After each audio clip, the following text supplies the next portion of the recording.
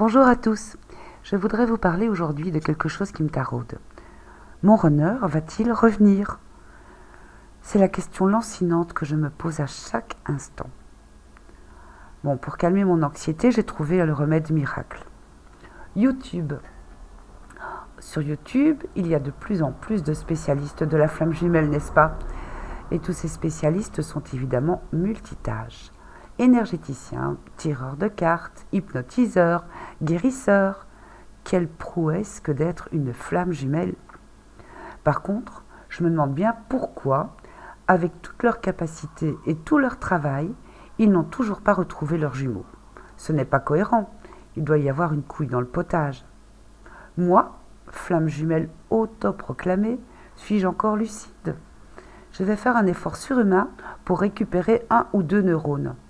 Vous comprenez, j'ai laissé tous les autres à la merci de ma voyante chérie, énergéticienne, hypnothérapeute, et aussi astrologue, j'avais oublié. Ma question lucide est: pourquoi tous ces soins ne marchent pas sur eux et pourquoi ils marcheraient pour nous? Leurs runners runnent toujours et ils nous promettent le retour d'une autre. Je me demande pourquoi ils continuent. Peut-être parce que leur frustration, lorsqu'elle est partagée, les renforce à croire en leur ineptie. Ou bien, conscients de leur ineptie, justement, ils les mettent à profit pour tous les gogos qui n'auront pas encore le courage de dire stop aux illusions entretenues. Par la réunion des flammes jumelles, sous la condition sine qua non de travailler, mais aussi de débourser quelques euros si on veut un accompagnement qui soit moins général, dirons-nous. Quoi qu'il en soit, laissez-moi rêver. Je vais écouter ce que ma spécialiste extra-connaisseuse va me dire aujourd'hui. Elle propose un soin pour la nouvelle lune du 20 juillet. C'est vrai, il ne me manquait plus que ça. On ne sait jamais que la nouvelle lune me tombe sur la tête. Bon, en attendant, je me repasse une petite vidéo sur le retour du runner. Oh, il est bloqué, le pauvre.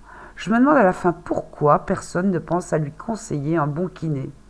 Ou peut-être un ostéopathe si il est un peu éveillé. Oh non, ce n'est pas encore pour tout de suite son réveil. Je m'offusque là. On est en 2020 et on n'attend plus que le coq chante pour se réveiller quand même. Est-ce que mon jumeau est légèrement attardé? On me dit qu'il est HP. Je pensais que cela voulait dire au potentiel, mais peut-être que cela signifie hors propos. Je viens d'avoir l'illumination de ce qu'est ma mission de vie. Horloge parlante. C'est décidé. Pour maintenir le contact, tous les matins je l'appelle pour lui signaler qu'il est l'heure de se réveiller. Bon, je ne sais pas si ma voyante chérie va apprécier mon initiative. Faudra que j'écoute son tirage général demain matin sans faute, qui me sera adressé personnellement et que je prendrai ce que j'ai envie d'entendre, bien sûr. En attendant, je me suis déjà ruinée en soins, tirage, hypnose, et je suis toujours seule dans la 3D. Mais c'est pas grave, j'ai la chance d'avoir la 5D.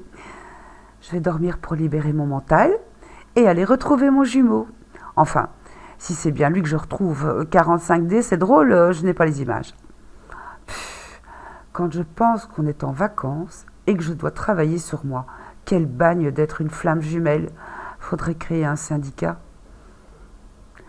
Jusqu'à présent, je fais ce qu'on me dit. Je travaille en acceptant de lâcher prise sur les cordons de ma bourse et sur le résultat de mon investissement. Car quand on aime, on ne compte pas. Certains l'ont bien compris. Bon, à bientôt.